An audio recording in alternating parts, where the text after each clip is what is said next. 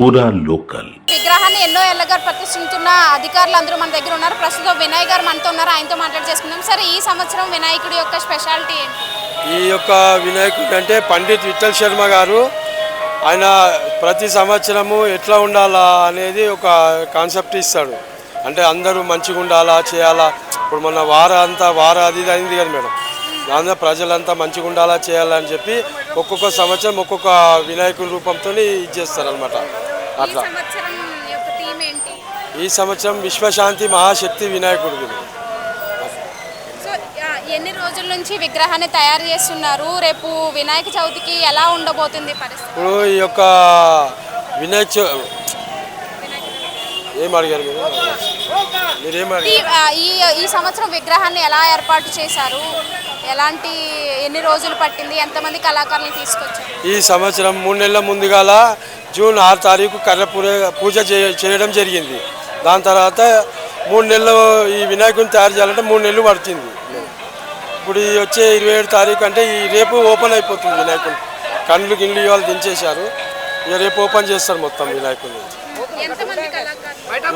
దగ్గర కార్పెంటర్లు, వెల్డర్లు, మళ్ళా ఆర్టిస్టులు, మన మట్టి కళాకారులు, మళ్ళీ ప్లాస్టర్ ఆఫ్ ప్యారిస్ చేసే మద్రాసు వాళ్ళు రాజేందర్ ఆర్టిస్టు వాళ్ళ కాళ్ళు అందరు కలిపి 200 మంది ఉంటారు మేము.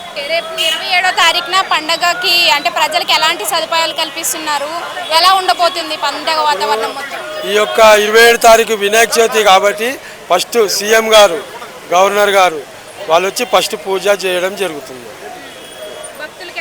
భక్తులు ఏం లేదు మేడం, అందరు వచ్చి లైన్లో దర్శనం చేసుకొని పోతారు.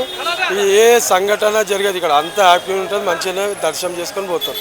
పోలీసు వాళ్ళు బందోబస్తు చేస్తారు, వాటర్ వర్క్స్ వాళ్ళు ఉంటారు, ఎలక్ట్రిసిటీ బోర్డు వాళ్ళు ఉంటారు, అందరు ఉంటారు.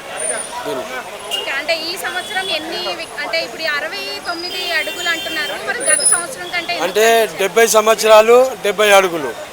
ఈ సంవత్సరం ఒక అడుగు తక్కువ చేయడం జరిగింది. అవును.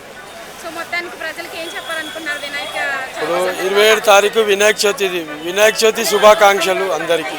ఈ యొక్క వినాయకుడిని 1954లో శంకరయ్య అని మా పెద్దయిన అవుతారు, వాళ్ళు బాలగంగాధర్ తిలక్ పిలుపు ప్రకారం ఒక అడుగు స్టార్ట్ చేయడం జరిగింది.